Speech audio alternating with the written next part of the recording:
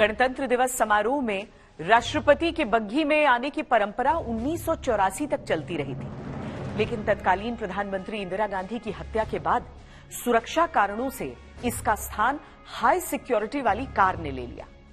2014 में ये बग्घी तब फिर दिखी जब बीटिंग रिट्रीट कार्यक्रम में शामिल होने के लिए तत्कालीन राष्ट्रपति प्रणब मुखर्जी इसी बग्घी में आए।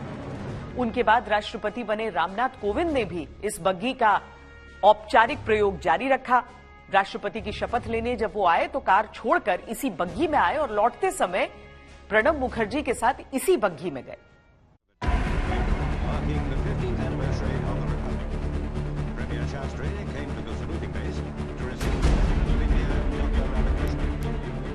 फिर से लौटते हैं 1950 की प्रथम गणतंत्र दिवस परेड की तरफ। उस समय के दस्तावेजों में ऐसा वर्णन मिलता है कि इरविन स्टेडियम में आयोजित मुख्य गणतंत्र दिवस परेड को देखने के लिए 15,000 लोग पहुंचे थे। दिलचस्प बात यह है कि गणतंत्र दिवस का पहला समारोह सवेरे के बजाय दोपहर बाद मनाया गया।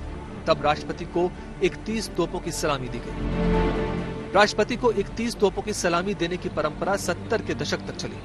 बाद में 21 तोपों की सलामी दिए जाने की परंपरा शुरू हुई, जो आज तक जारी है।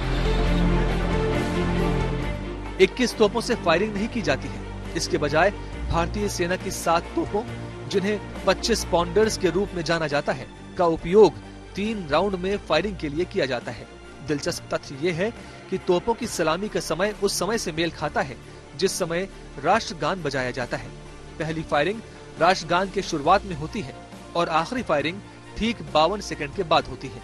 ये तोपें 1941 में बनाई गई थी और सेना के सभी औपचारिक कार्यक्रमों में शामिल होती हैं।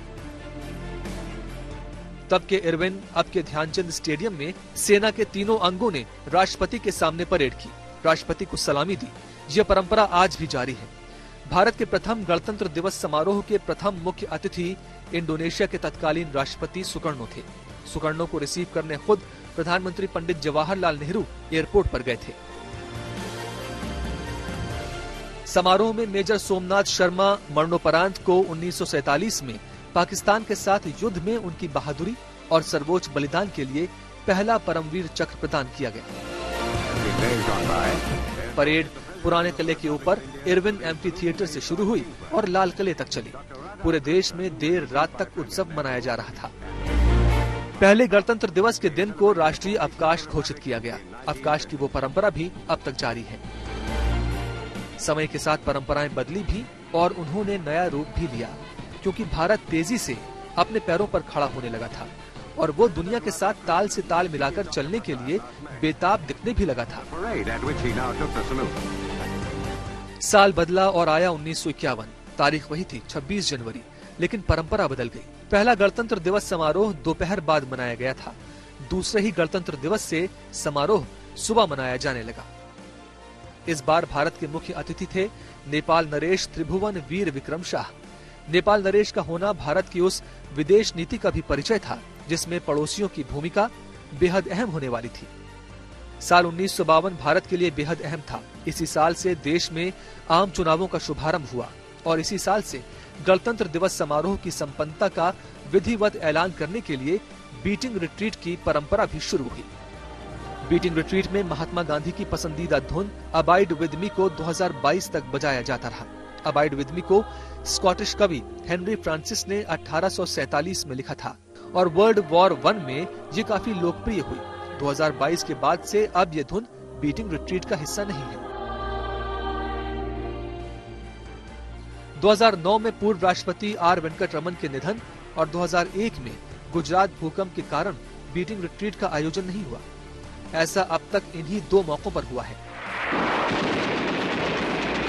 1952 में ही 1948 में पाकिस्तान के साथ जारी युद्ध में अदम्य साहस और पराक्रम दिखाने के कारण सेकंड लेफ्टिनेंट रामो राघोबा राणे, लांस नायक करम सिंह के साथ कंपनी हवलदार मेजर पीरू सिंह मरणोपरांत और नायक जदुनाथ सिंह को भी मरणोपरांत परमवीर चक्र से सम्मानित किया गया। अपनी चुनौतियों से जूझता भारत आगे बढ़ता गया। 1952 और 1953 में किसी भी विदेशी मेहमान को निमंत्रण नहीं भेजा गया। 1953 में ही लोक नृत्य और आतिशबाजी को परेड में शामिल किया गया। 1954 में एनसीसी गर्ल कैडेट्स भी परेड का हिस्सा बनी। 1954 में विदेशी मेहमान के तौर पर भूटान नरेश जिग्मे दोरजी वांगचुक को निमंत्रण भेजा गया।